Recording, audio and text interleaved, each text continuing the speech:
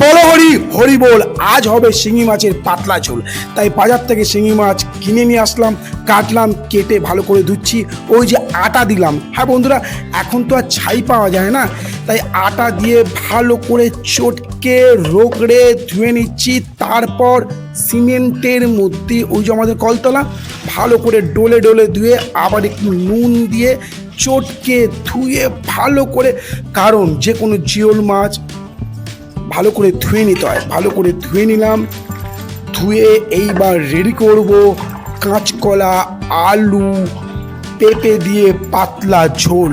আজকে আমার যে মনে কি যে দুঃখ, কারণ টিনা বাড়িতে নেই। শুধু টিনা না, বাড়িতে কেউ নেই, আমি একা।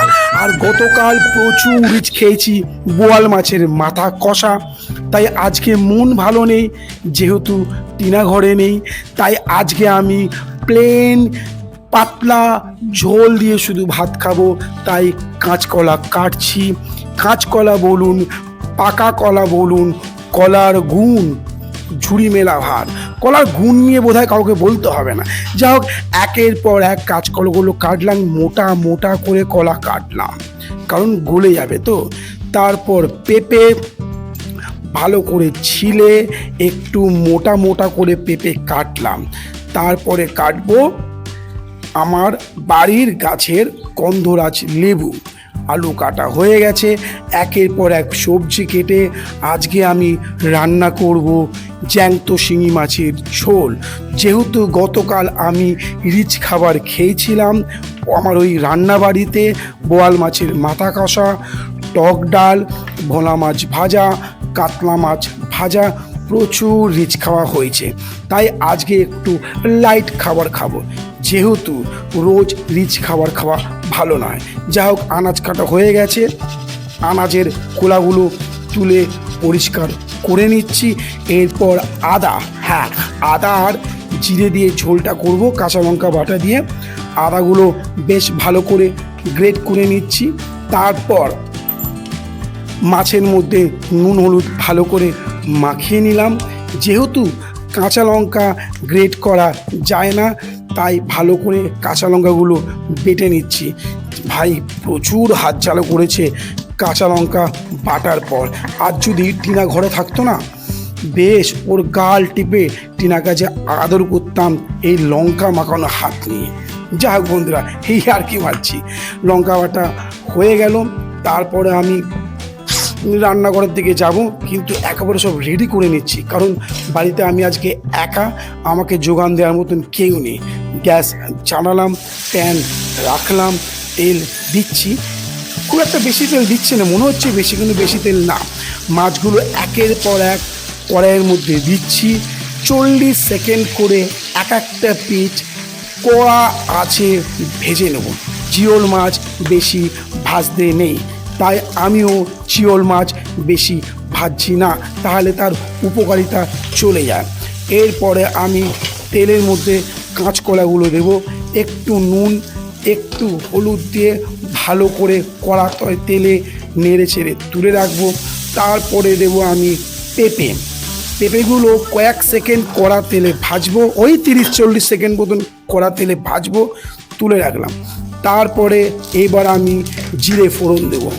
জিরে ফোড়ন দিয়ে তারপরে আমি আলুগুলো দিলাম।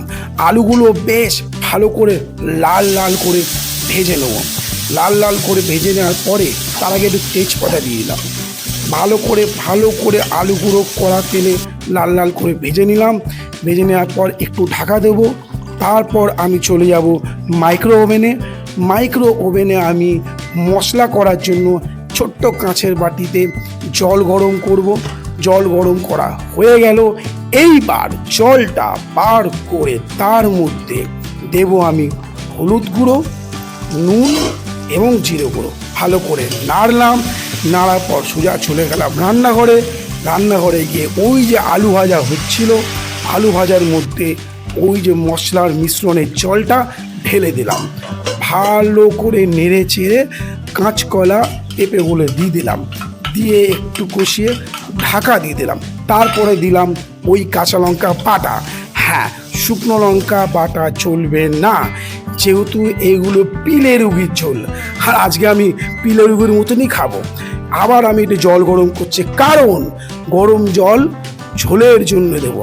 চলে গেলাম আবার রান্নাঘরে গিয়ে জলটা ভালো করে দিলাম, নেড়ে চেড়ে আবার আমি ঢাকা দিয়ে দেবো। শুধু এক তরকারি ভাত, তাই আমি একটু ঝোলটা বেশি করছি। ভালো করে নেড়ে চেড়ে আবার আমি ঢাকা দিয়ে দিলাম। বেশ সিদ্ধ হওয়ার পর 90% হয়ে গেছে সেদ্ধ। এইবার আমি মাছগুলো দেব। মাছগুলো দেওয়ার পর বাকি 10% মাছের সঙ্গে সেদ্ধ হয়ে যাবে।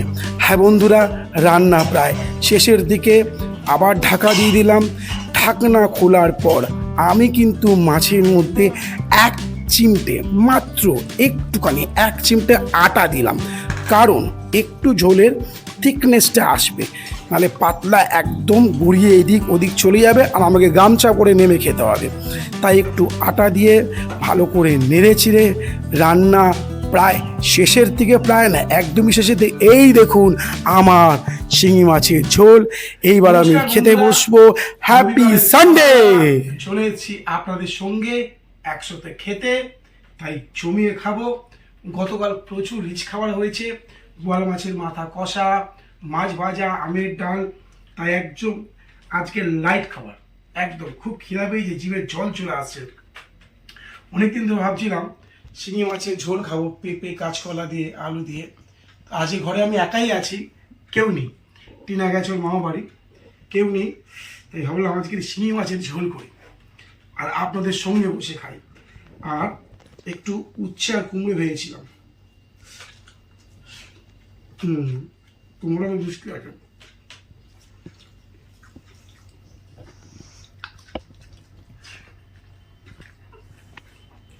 খুব জোর খেলা পেয়েছে।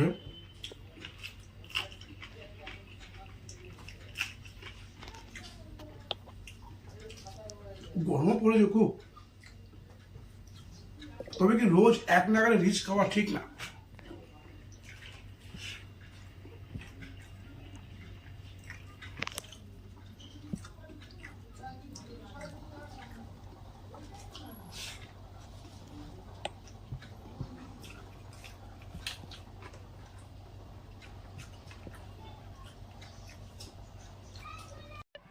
এবার একটু একটু কি পুরোটাই কাঁচকলা,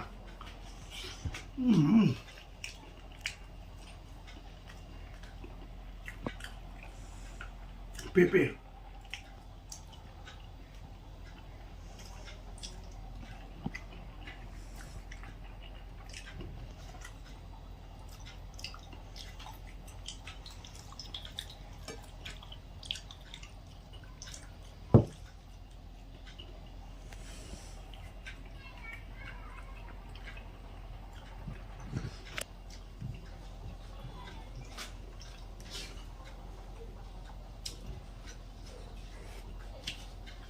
গরম।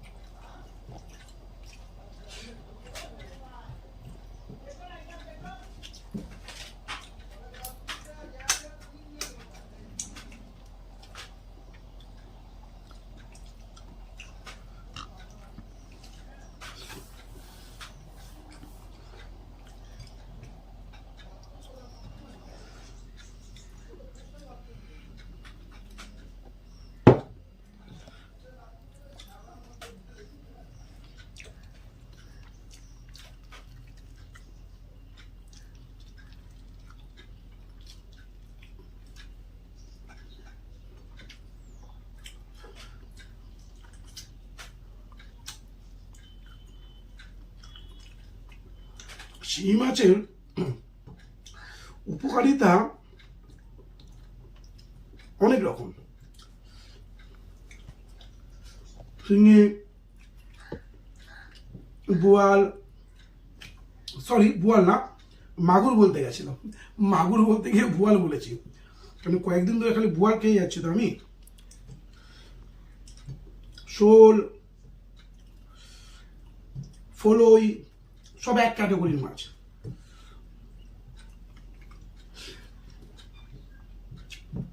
ফলই মাছ তো দুর্দান্ত, কিন্তু কাটার জন্য অনেকে খেতে পারে না।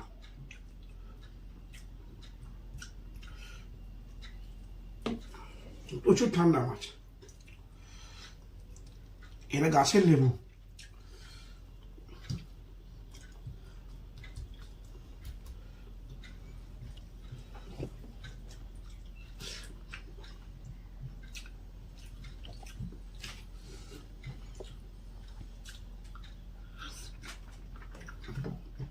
লেবুর এই গন্ধটাই মজা।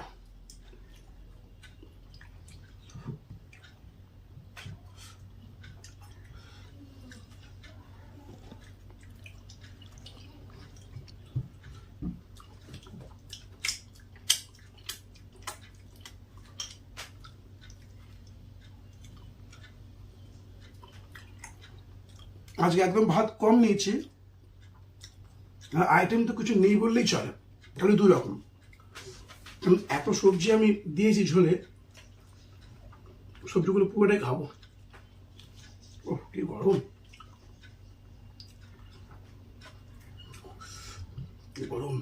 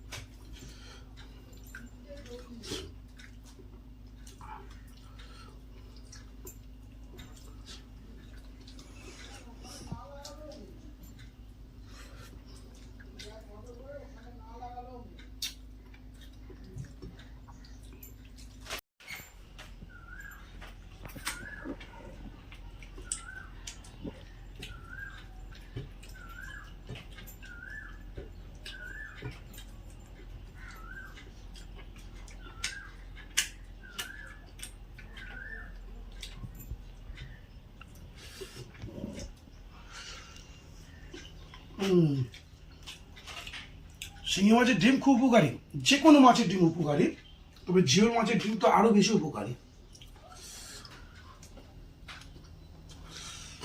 দারুণ খেতে, ফাটাফাটি।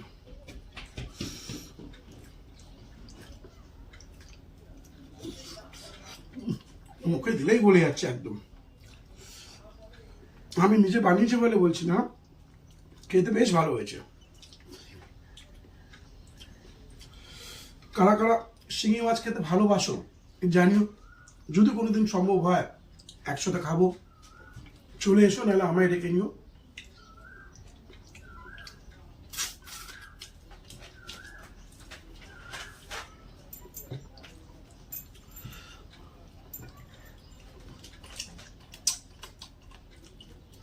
এবার খাবো আমের টক, সেটাও আমাদের গাছের।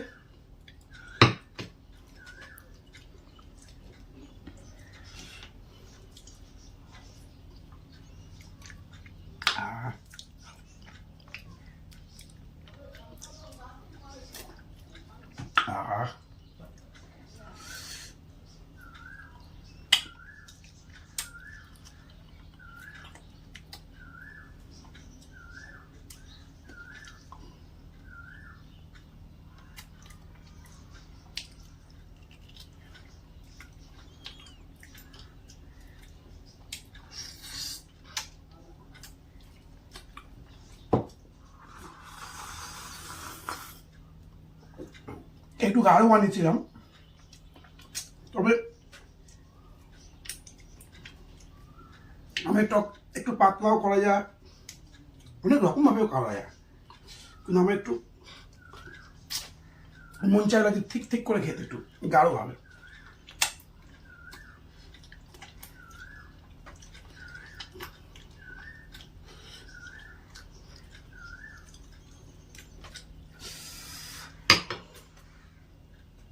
জমিয়ে খেলাম, ফাটাফাটি খেলাম, খুব তাড়াতাড়ি আবার আসছি, ততক্ষণ পর্যন্ত পাশে থাকবেন। আমার চ্যানেলের নাম হচ্ছে বিশ্ব রেসিপি। দয়া করে চ্যানেলটাকে সাবস্ক্রাইব করবেন, লাইক করবেন, কমেন্টস করবেন, শেয়ার করবেন।